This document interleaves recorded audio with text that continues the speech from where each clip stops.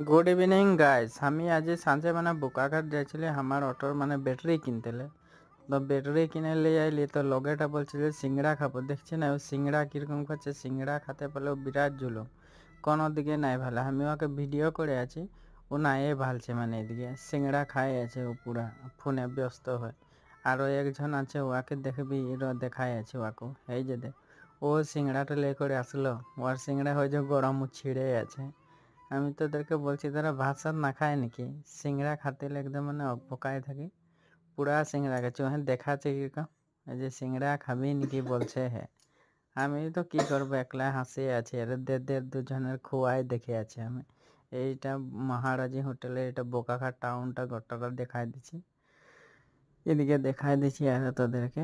বাকি এদিকে আমি আছি, হামকে আর কি দেখবে, হামকে তো দেখে ওদের খোয়া দেখে হাসিও হচ্ছে, তা হাসছি আর ওদের খোয়া দেখে। তা বলে